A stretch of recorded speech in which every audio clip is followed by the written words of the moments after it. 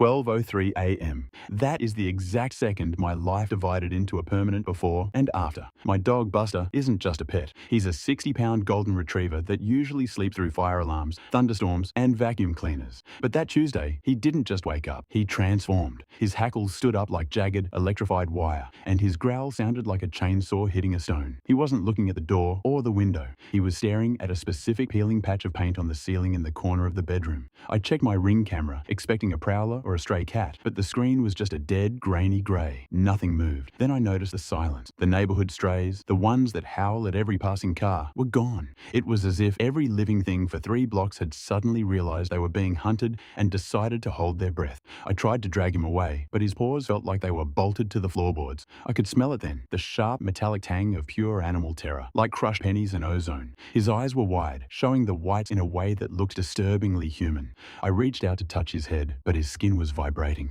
Not shaking with fear, but vibrating at a high-frequency hum that made my own molars ache in my jaw. I grabbed my phone to call for help, but the signal bar was glitching wildly, jumping from no service to full bars in a frantic strobe light rhythm. That's when the barking changed. It wasn't a warning anymore. It was a code. 3 short, 2 long, repeating until the air in the room felt thick and pressurized, like being at the bottom of a very deep, very cold swimming pool. I wasn't prepared for what happened next. By the 3rd night, the police weren't just at the door. They were practically surrounding the house. My neighbors were standing on their lawns in the middle of the night, looking at my windows with eyes full of genuine, shivering loathing. "Shut that dog up or we're taking him," the lead officer yelled, but I saw his hand twitching toward his holster. He felt the pressure too. The air was so heavy, it made your ears pop every few seconds. I showed him the footage of Buster standing in the center of the rug, barking at absolutely nothing for 6 hours straight. The officer leaned in, his face turning pale, as he pointed at a reflection in the china cabinet. It wasn't a shadow. It was a blur. A pale, translucent hand with far too many knuckles pressed against the glass from the inside of the locked cabinet. Then the officer's radio emitted a scream. I spent the next morning ripping the house apart with a sledgehammer.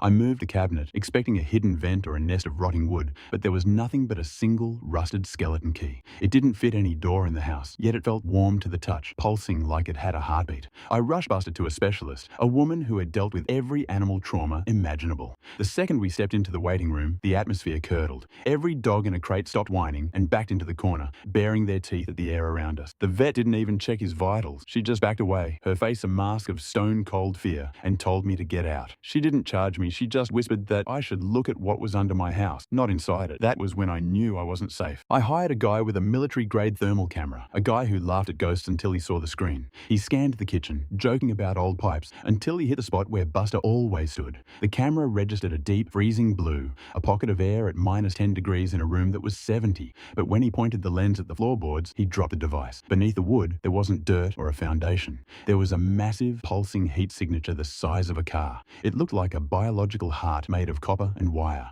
beating once every 60 seconds in perfect sync with the moment Buster would start his midnight ritual. We weren't living in a suburban home anymore. We were living on top of an engine that was slowly, violently starting to turn over for the first time in 60 years. I didn't sleep. I sat on the floor with a crowbar, watching the red digits on the microwave. 12:01, 12:02. Buster was pressed against my leg, his tail tucked so tight I could feel his spine shivering. At 12:03, the first bark tore through the room like a physical blow. The floorboards groaned, and a low, guttural thrumming started in the basement, traveling up through my boots and into my teeth. I jammed the crowbar into the wood and heaved until my muscles screamed. The planks didn't just break, they shattered. Beneath them wasn't insulation. It was a layer of thick industrial glass, and under that glass was a pool of liquid that looked like swirling, sentient mercury. In the center sat a black box with a solid red light that didn't blink. It glowed with a terrifying, rhythmic intensity that matched the exact pace of my own heart. That's when I found the documents hidden in the crawl space. This wasn't a house, it was Station Zero, built in 1954 by a defense contractor that didn't exist on any public record. They weren't building bombs, they were building resonators. The blueprints showed a grid of these things buried deep under the crust of the entire state.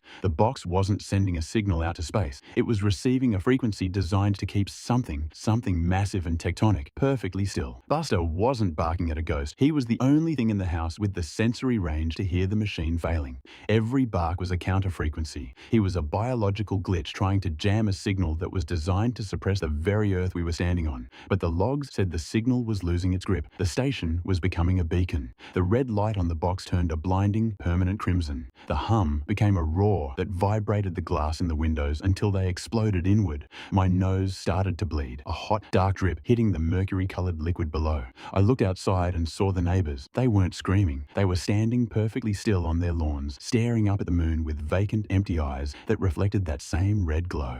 I grabbed Buster and drove. I didn't stop until I was 3 states away at a dusty truck stop. I called my neighbor, the one who hated the barking. He answered instantly. His voice was flat, mechanical, and terrifyingly calm. He told me the dog had finally stopped and that the alignment was complete. I looked at Buster. His eyes weren't brown anymore. They were swirling silver. He didn't bark, he just smiled.